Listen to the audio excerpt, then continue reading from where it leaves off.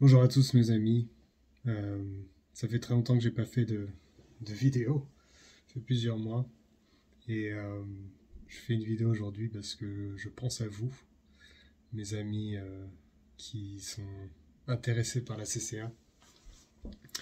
J'ai pas fait de vidéo, j'étais très busy, très occupé. J'ai changé de job. J'ai pas mal de trucs qui se sont passés. J'en parlerai peut-être dans une autre vidéo.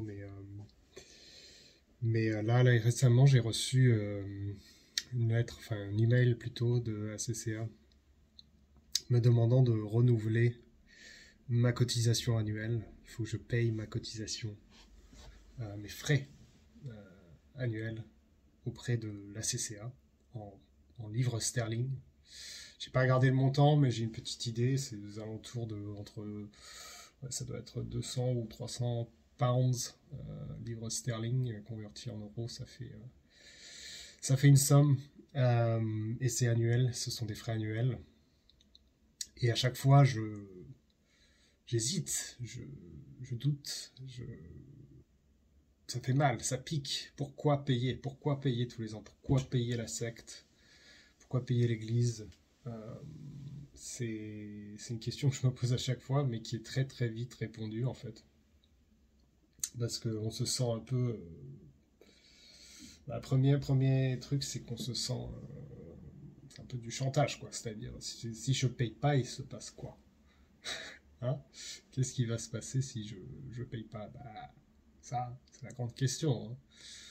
Ils vont vous dire que bah, vous ne pouvez pas bénéficier du titre de Chartered Accountant avec la CCA. Au bout d'un moment, on va t'enlever, te strike off de notre registre.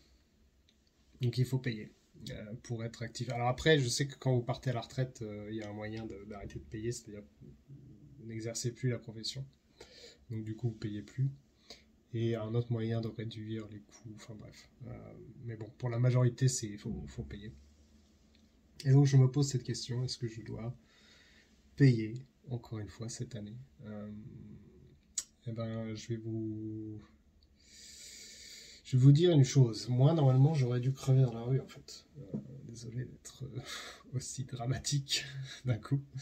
Mais moi, j'avais fait l'école hôtelière. Là, j'aurais dû être serveur alors qu'il est en train de servir des tables ou être en cuisine. Euh, et au bout d'un moment, me tirer une balle, quoi, parce que j'ai fait tellement de petits boulots avant d'en arriver là. J'ai fait des cours de commercial en IT avec Microsoft et Google et tout en Irlande. Là aussi, c'était dur. C'était vraiment le néant intellectuel, la médiocrité autour de moi.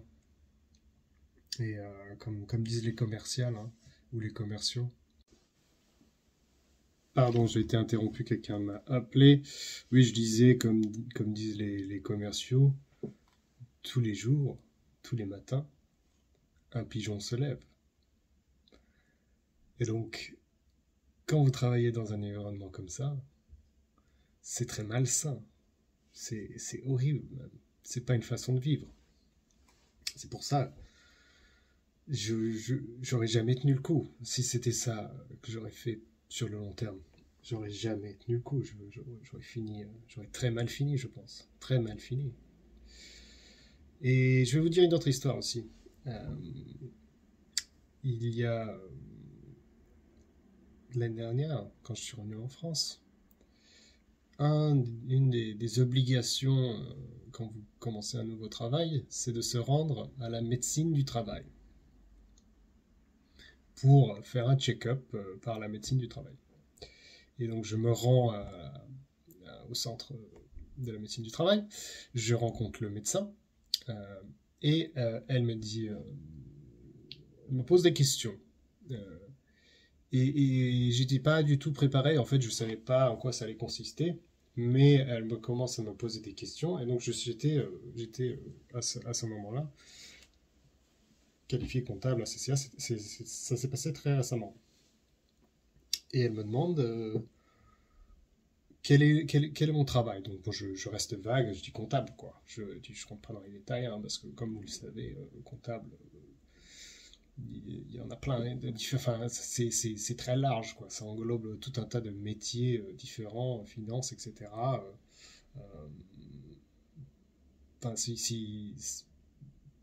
c'est très rébarbatif, c'est très péjoratif quand on dit comptable, parce qu'on s'imagine quelqu'un qui compte, alors que c'est Excel qui compte, mais bref, on s'imagine quelqu'un qui compte des factures, quelque chose de très rébarbatif. Ce métier existe, oui, mais pour ceux qui n'ont pas de qualification, justement. Ça, vous allez être mis dans un placard, oui, effectivement. Mais en vrai, un comptable ne fait pas ça du tout. Euh, donc elle me pose cette question, je lui réponds comptable, voilà, je ne rentre pas dans les détails. Et elle me demande, est-ce que vous aimez votre job? Alors là, je ne m'attendais pas à ça. Et alors du coup, bah moi, je ne comprenais pas en fait où elle voulait en venir. Et donc du coup, de manière candide, je dis, bah oui, oui, je commence voilà, il y a l'enthousiasme qui se réveille. Je dis, bah oui, j'adore ce que je fais, évidemment. C'est génial. C'est absolument exceptionnel. Une chance incroyable, professionnelle, d'en être arrivé là, etc. Et, euh, et donc, du coup, voilà, et elle était extrêmement surprise, quoi. Elle ne s'attendait pas à ça. Elle m'a posé aussi quelques questions au niveau ergonomique. Est-ce que vous êtes bien assis dans votre chaise? Est-ce que vous avez mal au dos? Est-ce que vous avez mal au cou? Et en fait, c'est en sortant du truc que je me suis rendu compte qu'en fait, la meuf voulait me mettre en arrêt maladie, quoi. Elle était prête à mettre en arrêt maladie, j'avais même pas encore commencé le job, quoi. Parce que j'ai oublié le fait que 99% des gens ont un métier extrêmement pénible, qui sont en burn-out.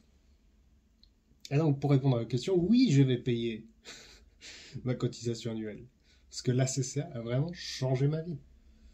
Alors, c'est pénible dans le sens où il faut payer avec la CCA. Si vous êtes expert comptable français, il n'y a rien à payer. J'ai des collègues, ils ont fait l'expertise en France, il n'y a rien à payer. On ne paye pas de cotisation annuelle à l'OEC. Enfin, si vous êtes enregistré au tableau, vous devez payer une cotisation si vous êtes en indépendant, oui. Ou si vous êtes expert comptable en entreprise, il y a une cotisation aussi qui est à payer à l'OEC, et puis aussi il y a une association, enfin bref. Donc il y a des petits trucs à payer, mais si, par exemple, je sais que moi, j'ai un collègue qui a fait l'expertise comptable, il ne s'est pas inscrit au tableau. C'est totalement possible de ne pas payer de frais, quoi, et de travailler dans une entreprise. Alors qu'avec la CCA, non, il faut payer. Ça fait chier. On serait d'accord. Mais, avec le recul, j'aurais jamais pu faire l'expertise comptable française sans la CCA. Si vous vous souvenez de mon parcours, j'ai fait d'abord la CCA, parce que la CCA vous prend comme vous êtes, alors que si vous êtes en milieu de carrière et que vous voulez vous reconvertir, devenir expert comptable, il faudra retourner limite au lycée, quoi. Puis aller dans l'amphi avec les étudiants universitaires, quoi. Puis couper toute votre vie active faire un trou de 5 ans où vous êtes full-time en amphi. Impossible.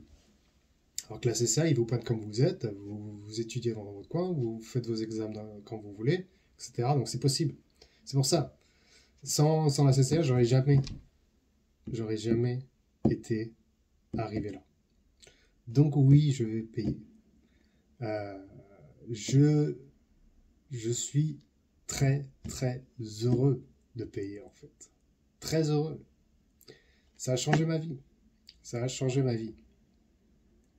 Et donc, sans hésitation, évidemment. Évidemment que je paye la cotisation parce que ça a vraiment changé ma vie. Et j'aimerais vous parler probablement dans une prochaine vidéo de là où je suis actuellement professionnellement. Mais en gros, je suis revenu chez un ancien employeur. Et ça, c'est quelque chose qui est très rare en fait. Généralement, on saute de job en job, on erre de job en job, on essaie de trouver, de négocier ce qu'on peut, et à chaque fois, on passe au suivant. Mais moi, cette fois-ci, là, je suis passé par un autre chemin.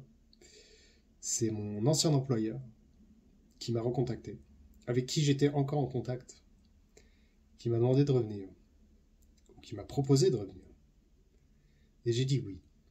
Et c'est quelque chose de très puissant, parce que du coup, Euh, je suis très heureux, très très heureux d'y retourner. Et j'y retourne avec beaucoup plus de force, beaucoup plus de puissance, parce que maintenant, ça y est, j'ai tout validé. J'ai mes examens ACC à valider. J'ai mon expertise comptable française validée. J'ai fait les examens AMF validés. Et j'ai d'autres projets. J'aimerais bien faire le SQI britannique.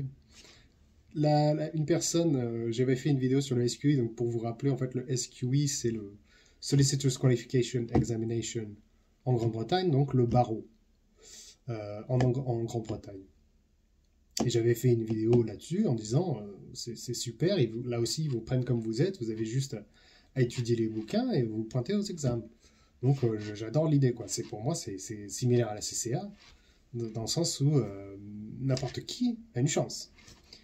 Et j'aimerais bien le faire. Et d'ailleurs, sur un des commentaires de cette vidéo, une Française qui, qui a dû regarder la vidéo a répondu juste un mot: irréaliste.